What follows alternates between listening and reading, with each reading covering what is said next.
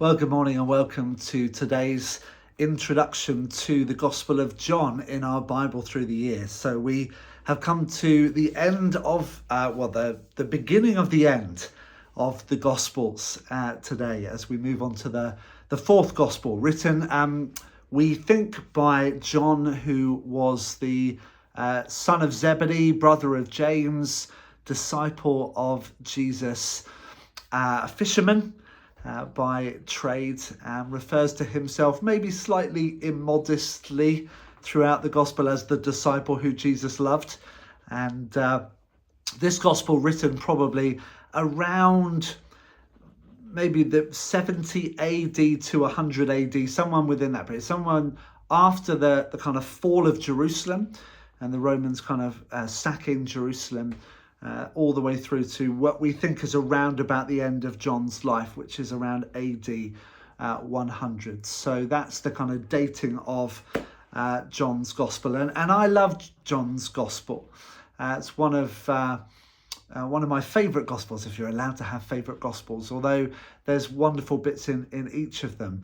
But John's Gospel, somebody said once, is deep enough for an elephant to swim in, yet shallow enough for a child to paddle in.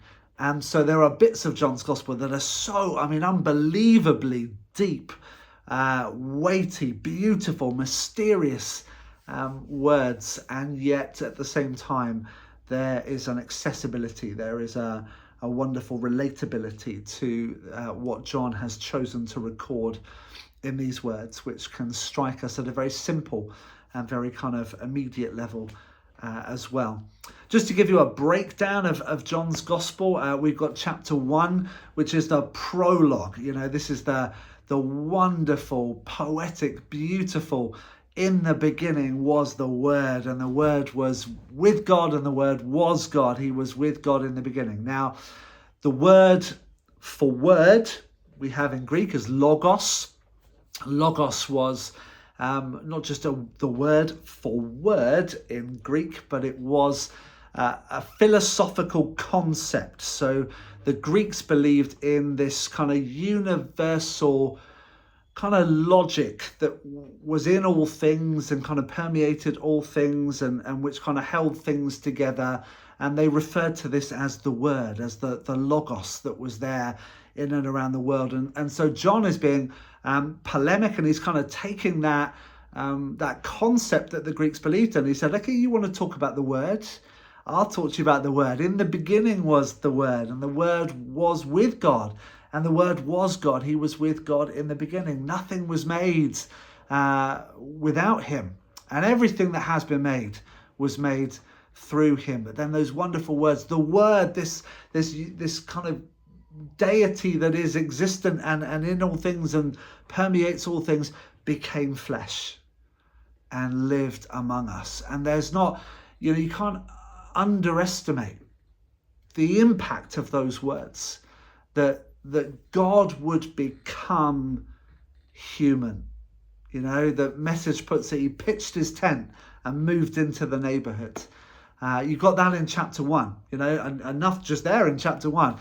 Chapters 2 through to chapter 10, miraculous signs, wonders, the teachings of Jesus, the controversies about Jesus. And then the kind of focal point, the middle point, the epicenter of John's Gospel is chapters 10 and 11, the raising of Lazarus from the dead. From chapter 13 onwards, you have Maundy Thursday, chapter 13, Maundy Thursday. And so the kind of 7 chapters or so devoted to just the 24 hours that is Maundy Thursday through to the crucifixion of Jesus. And then we have the burial of Jesus, the resurrection of Jesus, and then the kind of epilogue, I guess, in chapter 21, which is the disciples have gone fishing and Jesus appears to them on the beach, the reinstatement of Peter. And then these wonderful words, just going to pick up a couple of highlights for you through the Gospel of John in a moment. But right at the end of John, chapter 21, verse 25, John writes the closing words of his Gospel. Jesus did many other things as well. If every one of them were written down, I suppose that even the whole world would not have room for the books that would be written. So John is writing, he's saying here, like, actually, there's loads of stuff that I couldn't write. This is just a snapshot, the important stuff, as it were, that I'm going to write. And why does he write? Why does he choose to include the things that he's included? Well, we see that in just a chapter before, chapter 20, verse 31, where he writes, verse 30, Jesus performed many other signs in the presence of his disciples, which are not recorded in this book. But these things are written so that you may believe that Jesus is the Messiah, the Son of God, and that by believing you may have life in his name. What wonderful words, aren't they, there in John's Gospels? These things are written. What's the purpose of John's Gospel? So that you might believe that Jesus is the Messiah, and by believing that you might have life in his name. That's the purpose of belief as well, isn't it? You know, for us as Christians, it's not simply an academic, theological, cerebral attestation to the fact that Jesus is the Messiah, but that it's through that belief that we experience life, and life in all its fullness, because that belief is a living relationship with a living God in the resurrected person of Jesus Christ. And that's the thrust, the purpose, the point of John's Gospel. Some highlights for you along the way. Prologue, chapter 1. In the beginning was the Word was with God, and so on. Wonderful, wonderful words. John the Baptist there making his appearance in chapter 1. Chapter 2, wedding at Canaan. Jesus turns water into wine. And chapter 3, Nicodemus. Jesus meets with Nicodemus from the Jewish High Council. And you have, of course, those famous words in John 3:16 and 17. I always quote those two together. For God so loved the world that he gave his only Son, that whoever believes in him should not perish but have eternal life. For God did not send his Son into the world to condemn the world, but to save the world through him. Those two verses right there at the centre of John chapter 3 is conversation with Nicodemus. Chapter 4, you've got the Samaritan woman at the well, and this wonderful exchange with a Gentile woman and many people from outside of the Jewish community coming to believe in Jesus for the very first time. You have the feeding of the 5,000.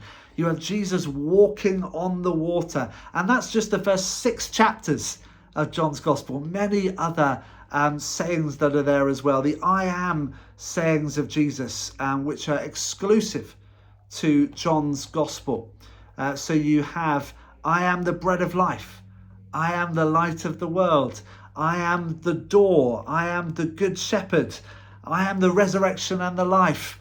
I am the way, the truth, and the life. I am the true vine. And then simply Jesus says, I am.